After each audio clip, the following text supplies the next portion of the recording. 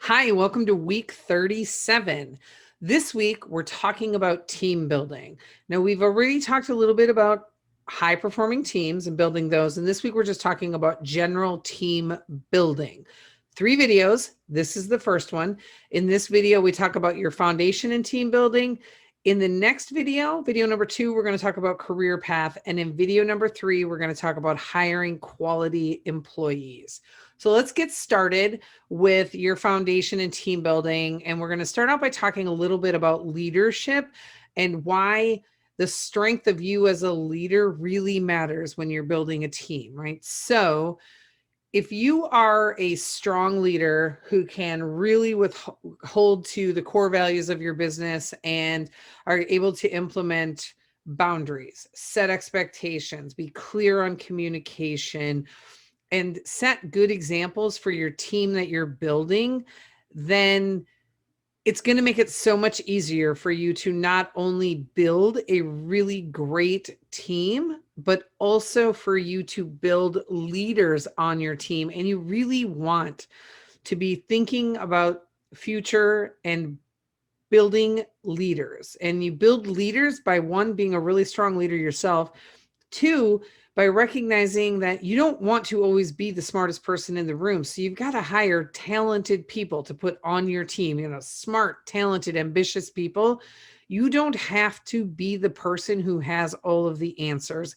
And when you allow others on your team to take some of that burden and also to be in the limelight and sort of showcase their knowledge, it really helps with building the team. People want to work for leaders like that. Leadership is not telling other people what to do. Leadership is telling people what needs to be done and letting them figure out how to do it, right? So it doesn't matter if somebody has a different approach than you. What matters is that they're able to find solutions to get things done and find those on their own. And that's being a strong leader. It's letting the team develop. It's encouraging them to develop. It's encouraging them to find solutions.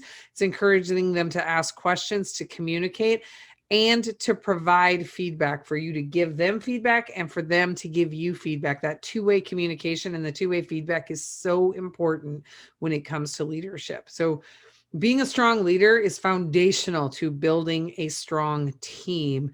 And being a strong leader requires you to do some work yourself to build yourself up. And we cover leadership in week 51, where we give a lot of tips and help and guidance on how you can build up your leadership skills.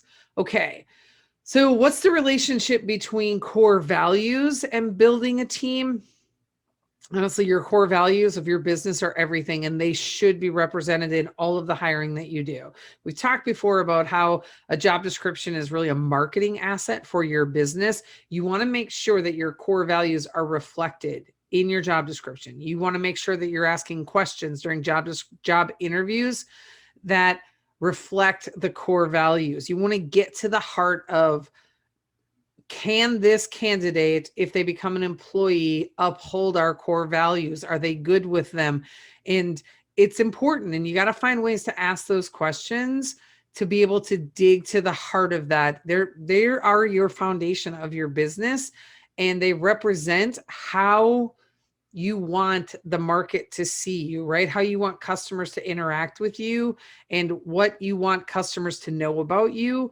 And regardless if somebody is customer facing or not, you want them to represent your core values, because it goes throughout your entire organization. You can have somebody who's only ever back office, but they need to understand and live those core values as well, because that's what helps with your customer interactions.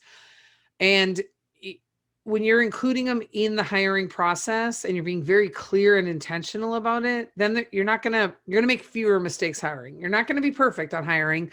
There's always people that slip through, always. But you're going to be better at it. You're going to have a better track record. You're going to get people in the door who more closely reflect what it is that your business is about and how you operate. So build the core values into your job descriptions, build it into the interview process, make sure your employees know it. Your core values should be listed out in public within your business so that people can see it. Put it on your website, wherever it is. And that all of those things feed into team building and help to build the team that you want that's going to represent your company.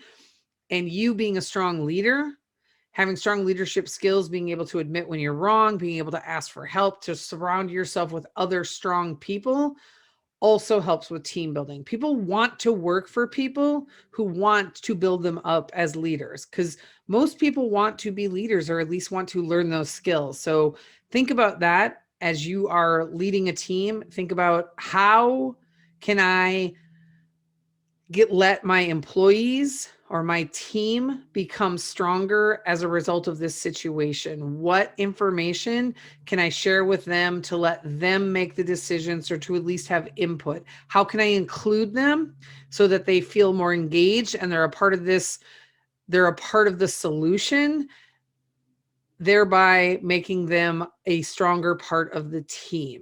All right. That is it for the first video. The second video, where we're talking about career path, and that is a big part of team building, we'll cover more there. I will see you in a few minutes.